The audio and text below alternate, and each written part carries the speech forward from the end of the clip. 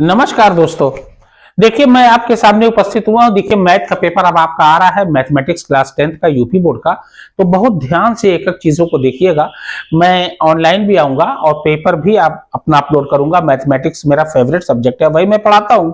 ये आप सभी लोग जानते होंगे, ज्यादातर लोग, ठीक है ना। मैथमेटिक्स से बीएड मैंने खुद किया है। अब कहाँ से किया है? पूना यूनिवर्सिटी से किया है। अच्छी पढ़ाई होती है वहां पे। देखिए ये क्वेश्चन बहुत आता है, सिद्ध कीजिए कि 3√3 अपरिमेय संख्या है। या तो ऐसे क्वेश्चन पूछेगा कि सिद्ध कीजिए कि 3√3 एक परिमेय संख्या नहीं है। परिमेय संख्या नहीं है तो अपरिमेय संख्या है। तो सबसे पहले आप लिखोगे, कल्पना कीजिए, ये करना पड़ेगा आपको। कल्पना कीजिए कि 3√3 एक परिमेय संख्या है। कल्पना किया कि परिमेय संख्या है, एक कल्पना कर लीजिए। तो ये हो जाएगा 3√3 इज इक्वल टू आर मान लीजिए। अब आर क्या है? आर एक परिमेय संख्या, यहां लिख देना। जहां आर एक परिमेय संख्या है, ये ऐसे आप कर देना। बहुत सिंपल वे में समझा रहा हूं, बहुत ध्यान से देखिएगा। इसको ऐसे कर सकते हैं, √3 is equal to R upon 3। भाई 3 नीचे ला दिए। अब यहां पे देखिए, r अपॉन 3 एक परिमेय संख्या तो है, यानी परिमेय संख्या है ये, ठीक है ना। परिमेय संख्या है, नीचे जीरो नहीं है, काम खत्म। लेकिन भाई रूट में जो जिसका पूर्ण वर्ग नहीं होता है, या जिसका वर्ग नहीं होता है, या जिसका रूट नहीं होता है, तो वो जो है अपरिमेय होती है। अगर यहाँ 4 होता तो 4 का क्या होता? वर्गमूल 2 हो जाता, तब ये परिमेय हो जाती। जिसका वर्गमूल नहीं है उसका कैसे होगा?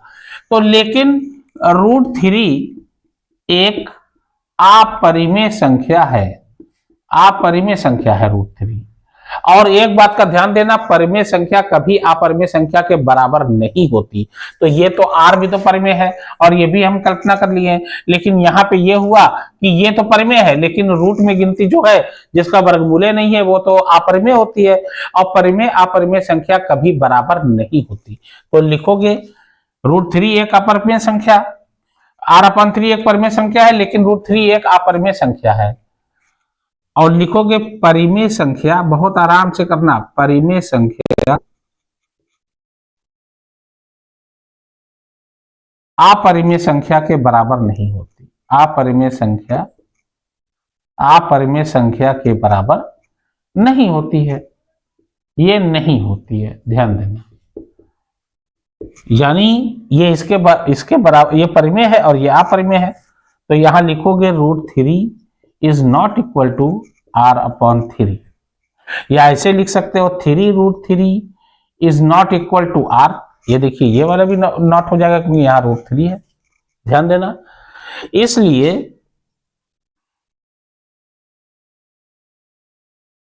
लिखोगे, इसलिए 3√3 एक अपरिमेय संख्या है।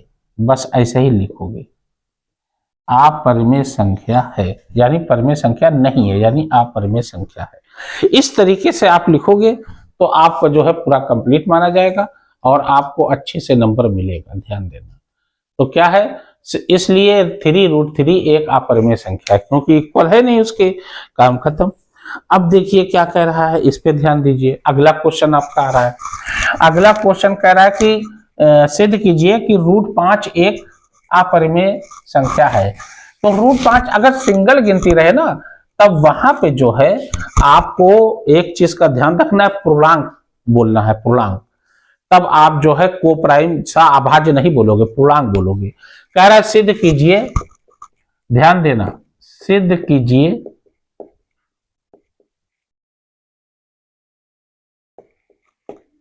कि √5 एक अपरिमेय संख्या है।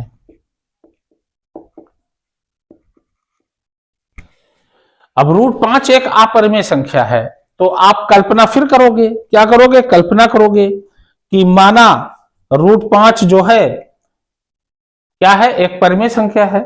और या तो ऐसे लिख सकते हो, माना √5 इज इक्वल टू P/Q। अब P/Q क्या है? P तथा Q पूर्णांक हैं। सबसे पहले लिखोगे P और Q क्या है, P और Q जो है ये पूर्णांक है ना, और पूर्णांक तो है। अब P और Q में कोई उभयनिष्ठ गुणनखंड नहीं है, ऐसे लिखोगे। तथा P और Q में कोई उभयनिष्ठ, उभयनिष्ठ का मतलब क्या होता है जानते हो? उभयनिष्ठ का मतलब होता है कॉमन फैक्टर, कॉमन। कोई उभयनिष्ठ गुणनखंड नहीं है, ये लिखोगे जरूर। जब इस तरीके से आए अकेला वाला, बगल में गिनती उनती ना रहे, गुणनखंड नहीं है। दो तरीके का होता है, मैं बता रहा हूं बार बार, ये दो तरीके का होता है। इस तरीके से रहेगा तो आप ऐसे लिखोगे, ठीक है ना। एक बात का ध्यान देना, ठीक है, ठीक है। अब आप लिखोगे, अब चूंकि √5 ये है तो ये लिख दो √5 is equal to P upon Q। लिखोगे दोनों ओर का वर्ग करने पर। मैं तो कहता है कुछ भी करो, दोनों ओर करो, दोनों ओर का वर्ग लो, दोनों ओर का घन लो, या अंश व हर में गुणा करो, यही तो मैथ रास्ता देता है। दोनों ओर का वर्ग करने पर, वर्ग करने पर अब ये हो जाएगा √5 का स्क्वायर, और ये है P अपॉन Q का स्क्वायर। ये तो 5 हो जाएगा, लेकिन ये हो जाएगा P square upon Q square, क्योंकि ये है ना, P square upon Q square हो जाएगा। और या तो हम इसको लिख सकते हैं 5Q, भाई क्रॉस मल्टीप्लीकेशन होता है, ये हो जाएगा 5Q is equal to P square upon Q। ऐसे भी हम लिख सकते हैं भाई, एक Q उधर कर दिया, स्क्वायर था ना, एक Q हमने उधर कर दिया, ठीक है ना। 5Q तो एक पूर्णांक है, 5Q क्या है, एक पूर्णांक तो है ये, तो लिखोगे 5Q एक पूर्णांक तो है, एक पूर्णांक है, किंतु ऐसा ही लिखोगे एग्जाम में। देखिए पूरा आ रहा है ना, किंतु, किंतु करके लिखना। हाँ, किंतु क्या है, एक पूर्णांक तो है, किंतु P स्क्वायर अपॉन Q में कोई उभयनिष्ठ गुणनखंड नहीं है। कहां उभयनिष्ठ है, कॉमन है ही नहीं। किंतु P स्क्वायर अपॉन Q में कोई उभयनिष्ठ यानी कोई कॉमन फैक्टर नहीं है, उभयनिष्ठ गुणनखंड, गुणनखंड नहीं है। उभयनिष्ठ होना चाहिए, कॉमन है ही नहीं है, उभयनिष्ठ गुणनखंड है ही नहीं है, इसमें उभयनिष्ठ गुणनखंड नहीं है, तो इसलिए जो है P square upon Q is not equal to 5Q, क्योंकि भाई उभयनिष्ठ होना जरूरी है, ये भी एक शर्त होती है। P square upon Q is not equal to 5Q, ऐसे लिखोगे। कोई उभयनिष्ठ गुणनखंड, कोई कॉमन फैक्टर नहीं है ना, कोई कॉमन फैक्टर नहीं है तो वो नॉट इक्वल हो जाएगा, और नॉट इक्वल होगा तो सीधे सीधे सिद्ध हो जाएगा। भाई सीधे सीधे सिद्ध हो रहा है, नॉट है ना, तो सीधे सीधे सिद्ध हो रहा है। क्या सिद्ध हो रहा है कि हमारी कल्पना असत्य है, यानी माना जो था वो असत्य है।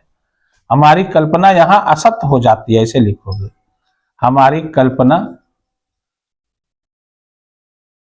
असत्य है, अतः यह सिद्ध हुआ, ऐसे लिखोगे, यह सिद्ध हुआ कि √5 एक अपरिमेय संख्या है। अब वैसे भी अपरिमेय संख्या है, कोई कॉमन फैक्टर था नहीं, वहां इक्वल हो गया, और ये इक्वल हो नहीं सकता है, ध्यान देना। इसीलिए हम कह दिए कि √5 जो है क्या है, एक अपरिमेय संख्या है। इसी तरीके से आप सिद्ध करने वाला करोगे और आपको बड़ी आसानी से जो है ये आपका सिद्ध हो जाएगा, ठीक है। ध्यान देना, ये सिद्ध करने वाला बहुत आता है। देखिए अगला, देखिए इसी तरीके से आप करोगे। मैं बार बार कह रहा हूं, मैथमेटिक्स जो है क्लास 10th की बहुत इजी है, बस थोड़ा सा आपको ध्यान देने योग्य चीजें जो हैं उस पर ध्यान देना है, और बेसिक नॉलेज आप क्लियर कीजिए। एलसीएम कहां लेना है, कहां कॉमन लेना है, कहां ब्रैकेट तोड़ना है, प्लस माइनस क्या होता है, माइनस प्लस क्या होता है, ये सब चीजों का अगर आप ध्यान दोगे तो आप आगे बढ़ोगे, 100% बढ़ोगे, ध्यान देना। और अगर इन सब चीजों का ध्यान नहीं दोगे तो आप आगे नहीं बढ़ पाओगे, ध्यान देना।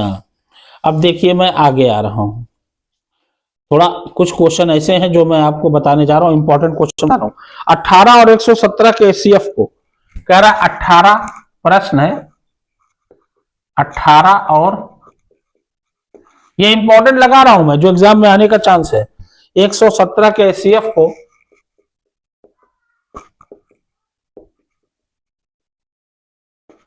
एचसीएफ को 18m माइनस 117 के रूप में दर्शाया गया है।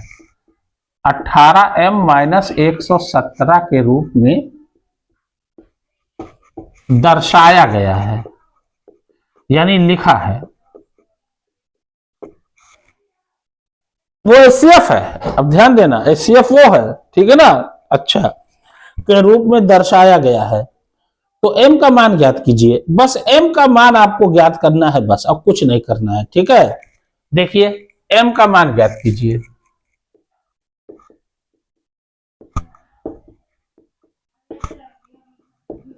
m का मान ज्ञात, अब देखिए इसका एचसीएफ ये है, यानी अब इसका एचसीएफ अगर हम निकाल लें तो ये इसके बराबर हो जाएगा, m का मान ऑटोमेटिक हो जाएगा, सीधी सी। कह रहा है इसी का एचसीएफ जो है ये है रूप में है, इसी रूप में है 118m माइनस 117।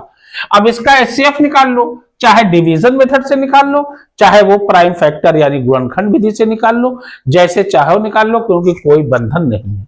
खैर इसका हल देखिए,